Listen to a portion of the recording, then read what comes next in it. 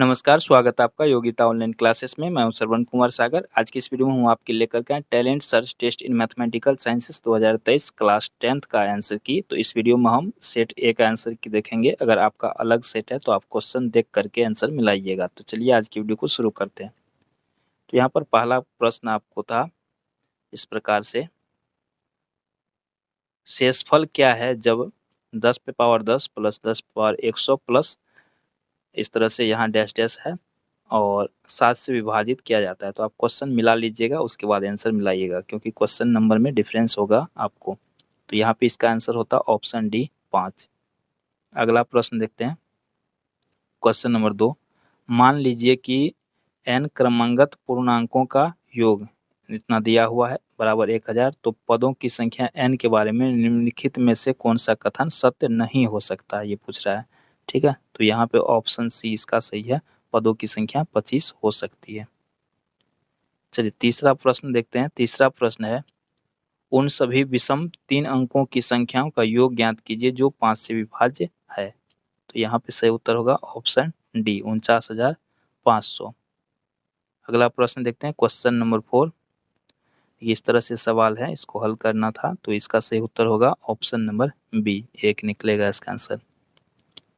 Question number 5 देखते हैं, 12 पे पावर 3 पर पावर x प्लस 18 पावर 3 पर पावर x का इकाई अंक ज्ञात कीजिए यदि इस तरह से दिया गया है ना।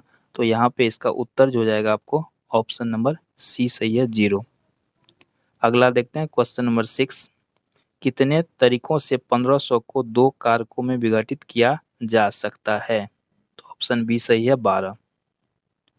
क्वेश्चन नंबर 7 लेते हैं, एक 2 अंकीय संख्या के अंकों का योग के 9 गुणे में से 17 घटाकर या अंकों के अंतर के 13 गुणों में से 21 जोड़कर बनाई जाती है। तो संख्या ज्ञात करना है। तो इसका ऑप्शन डी सही होगा 72। चलिए क्वेश्चन नंबर 8 का देखते हैं, एक्स के मानों की सीमा ज्ञात कीजिए जो असमीकरण इस तरह से दिया गया संतुष्ट करते हैं। तो यहाँ पे ऑप्शन ए सही हो जाएगा। क्वेश्चन नंबर 9 लेते हैं, 720 के सभी संभव पूर्णांक भाजकों का योग ज्ञात कीजिए। ठीक है, तो इसका ऑप्शन नंबर डी सही हो जाएगा। क्वेश्चन नंबर 10 लेते हैं, एक त्रिभुज एबीसी में बिंदु डी भुजा AB पर है और बिंदु ई भुजा AC पर है ना। इस प्रकार BCED एक समलंब है। तो इस तरह से सवाल है, इसका उत्तर जो है ऑप्शन नंबर ए हो जाएगा 3:4। क्वेश्चन नंबर 11 है, एक दूसरे को स्पर्श करने वाली इकाई त्रिज्या के 3 वृत्तों को परिगत करने वाली वृत्त का क्षेत्रफल है। तो ऑप्शन ए इसका सही है। चलिए क्वेश्चन नंबर 12 देखते हैं, एक समकोण त्रिभुज में कर्ण का वर्ग अन्य 2 भुजाओं के वर्गों के गुणनफल के 2 गुने के बराबर होता है। त्रिभुज के न्यून कोण डैश हैं। तो यहाँ पे इसका सही उत्तर हो जाएगा ऑप्शन डी 45 और 45। क्वेश्चन नंबर 13 में है, क्वेश्चन नंबर 13 का आंसर हो जाएगा आपको option number D x/180। Question number 14, निम्नलिखित में कौन संभव नहीं है। तो ऑप्शन सी इसका सही है।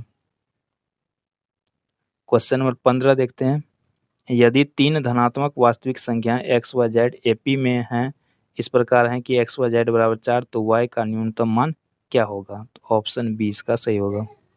चलिए क्वेश्चन नंबर 16 लेते हैं, DEF एक त्रिभुज ABC क्रमशः BC CA और AB भुजाओं के मध्य बिंदु है। त्रिभुज DEF और ABC के क्षेत्रफलों का अनुपात है। ऑप्शन ए इसका सही है 1:4। क्वेश्चन नंबर 17 का हो जाएगा आपको ऑप्शन सी सही है।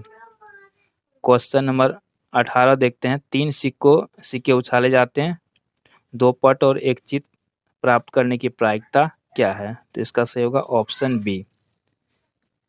क्वेश्चन नंबर 19, 44, 42, 40 डैश का अधिकतम योग क्या होगा। तो यहाँ पर इसका सही उत्तर होगा ऑप्शन नंबर सी। अगला देखते हैं, क्वेश्चन नंबर 20, उस वृत्त की त्रिज्या ज्ञात कीजिए जो मूल बिंदु 0, 4 और 4, 0 से गुजरती है। तो इसका हो जाएगा ऑप्शन सी √8। चलिए अगला देखते हैं, क्वेश्चन नंबर 21, P के किस मान के लिए बिंदु P1, P2 ठीक है, इस तरह का सवाल है, तो यहाँ पे से उत्तर होगा ऑप्शन डी। चलिए अगला प्रश्न देखते हैं, क्वेश्चन नंबर 22। गम्या 660 किलोमीटर की यात्रा, इस तरह से सवाल है, काफी लंबा सवाल है ये। तो इसका सही उत्तर हो जाएगा क्वेश्चन नंबर 22 का डी। क्वेश्चन नंबर 23 लेते हैं। यदि 3 क्रमांगत विषम प्राकृतिक संख्याओं के वर्गों का योग 155 है तो उनके गुणनफल डैश के बराबर होगा। तो ये ऑप्शन डी सही है, 315। क्वेश्चन नंबर 24 में है, पेट्रोल से भरे एक समकोण अंडाकार बेलन की सबसे चौड़ी अंडाकार भुजा, है ना, इस तरह का सवाल है। ऑप्शन डी इसका सही होगा, 70 मिनट। और अंतिम सवाल है, उस चतुर्भुज का क्षेत्रफल ज्ञात कीजिए जिसके कोणीय बिंदुओं के क्रम में लिए गए निर्देशांक इस तरह से है। तो यहाँ ऑप्शन ए सही हो जाएगा। तो इस प्रकार आपने क्लास 10th के सभी 25 प्रश्नों का आंसर की देखा।